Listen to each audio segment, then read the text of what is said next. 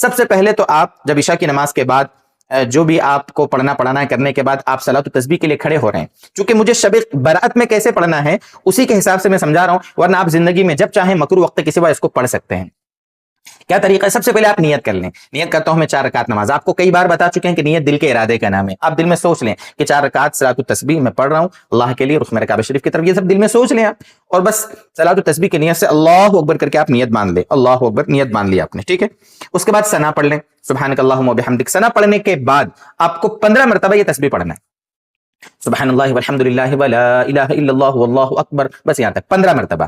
اس کو پڑھنے کے بعد آپ کیا کریں گے؟ اعوذ باللہ پڑھیں گے، بسم اللہ پڑھیں گے، الحمد شریف پڑھیں گے، اس کے بعد سورت ملائیں گے۔ اس کے بعد رکوع میں جانے سے پہلے 10 مرتبہ پڑھنا ہے، یہ ہو گئے ٹوٹل 25، ٹھیک ہے۔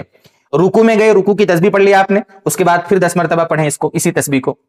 یہ ہو گئے 35۔ رکوع سے کھڑے ہوئے، سمع اللہ لمن حمدہ ربنا لک الحمد پڑھ دیا، اس کے بعد پھر پڑھیں 10 مرتبہ، یہ ہو گئے 45، ٹھیک ہے۔ پھر آپ گئے اللہ اکبر کے سجدے میں، سجدے کی تسبیح پڑھ لی آپ نے، سبحان ربی الاعلی، سبحان ربی الاعلی، پھر 10 مرتبہ پڑھ لیں گے تسبیح، یہ ہو گئے 55۔ سجدہ ایک کرنے کے بعد جب آپ بیٹھیں گے دونوں سجدوں کے بیچ میں، اس کو کہتے ہیں جلسہ، اس میں آپ پڑھیں اللہم اغفر لی وارحمنی وعافنی واہدنی وارزقنی، جو حدیث میں دعا آئی ہے وہ پڑھ لیں۔ اس کے بعد پھر آپ 10 مرتبہ یہ تسبیح پڑھیں،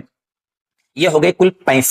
65 مرتبہ۔ اور اس کے بعد اگلا سجدہ جو دوسرا سجدہ ہے ہمارا، اس میں پھر ہم سجدے کی تسبیح پڑھنے کے بعد پھر 10 مرتبہ یہ پڑھ لیں، یہ ہو گئے کل 75 مرتبہ، یہ 75، ایک رکعت میں 75۔ اب آپ کھڑے ہو گئے اللہ اکبر کر کے، سجدہ کر کے کھڑے ہو گئے، پھر آپ تلاوت شروع کرنے سے پہلے،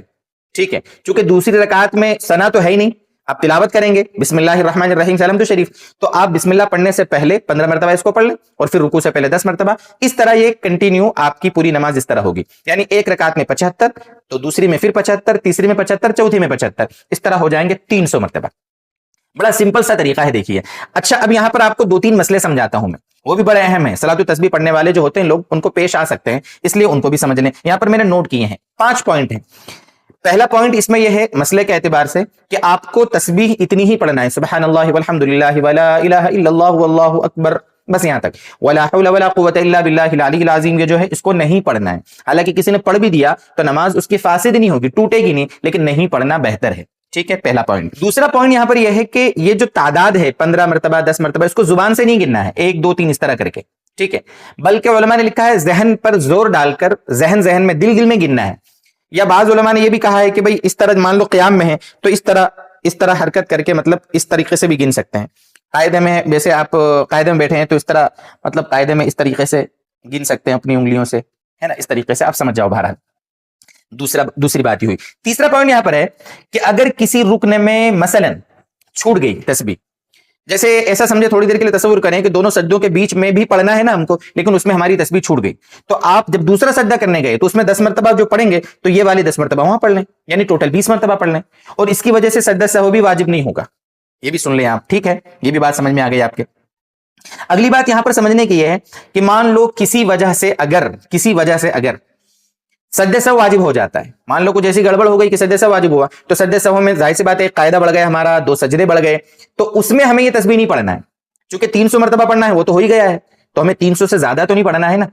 اور آخری بات دوستو یہاں سمجھنے کی ہے کہ بہت سارے لوگ یہ کہہ دیتے ہیں کہ صلاۃ التسبیح کا کوئی ثبوت نہیں ہے، ساری روایتیں اس بارے میں جو آئی ہیں ضعیف ہیں وغیرہ وغیرہ، تو میرے بھائی یہ جو نماز ہے صلاۃ التسبیح، اس کو پڑھنے کو ہم کوئی فرض واجب تھوڑی کہہ رہے ہیں،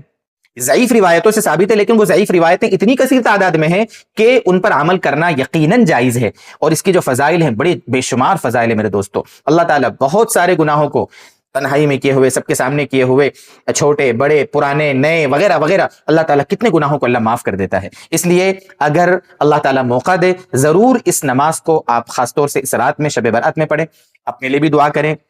پوری امت مسلمہ کے حق میں دعا کریں، اللہ تعالیٰ ہماری نمازوں کو، ہماری عبادتوں کو اللہ تعالیٰ اپنی بارگاہ میں قبول فرمائے۔